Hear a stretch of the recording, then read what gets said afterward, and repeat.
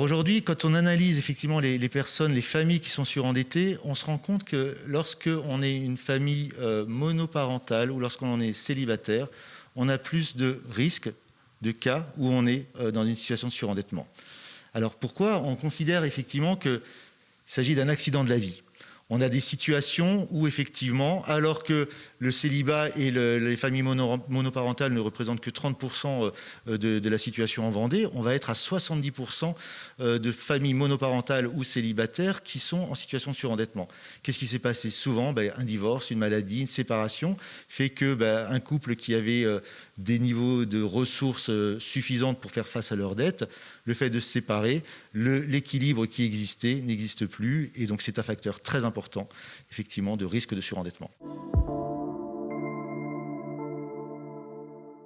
On a un nombre de dossiers de surendettement qui baisse régulièrement de 10% depuis 5 ans tous les ans. On n'a pas été surpris au mois de mars et au mois d'avril lorsque le nombre de dossiers de surendettement a baissé pendant le confinement. On s'est dit effectivement, c'était pas le moment où on consommait le plus, et puis les personnes étaient chez elles et ne sortaient que rarement. Par contre, on s'attendait à un rattrapage au deuxième semestre et on n'a pas eu ce rattrapage. Aujourd'hui, on est à des niveaux à fin décembre, fin janvier, équivalents à 2019.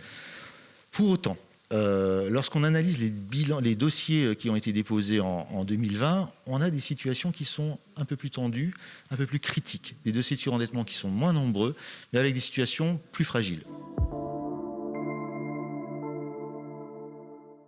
À partir du moment où on a déposé un dossier de surendettement et qu'on est considéré éligible, on va faire un état des dettes, on va faire voir tout ce que la famille doit, on va regarder quelles sont ses ressources, quelles sont ses dépenses. Les ressources moins les dépenses vont donner une capacité de remboursement. Si cette capacité de remboursement, donc 100, 200, 300, 400 euros, permet de faire face à l'ensemble de l'endettement, on va faire un plan qui va durer maximum 7 ans. Si à l'issue de ces 7 ans, on a pu rembourser la totalité, très bien. Si à l'issue de 7 ans, on n'a pas remboursé, tout ce qui n'est pas remboursé est annulé, automatiquement effacé.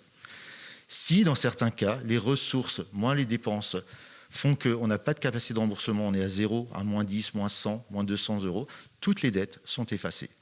Les seuls cas où on n'efface pas, c'est lorsqu'il y a un bien immobilier, qu'il y a une dette immobilière. À ce moment-là, si on ne peut pas rembourser l'ensemble de l'emprunt immobilier sur 20, 25 ans, par exemple, on va demander à la famille de vendre le bien pour pouvoir rembourser une partie de la dette, et à l'issue du remboursement et de la vente du bien, on pourra faire un plan pour payer les dettes qui restent.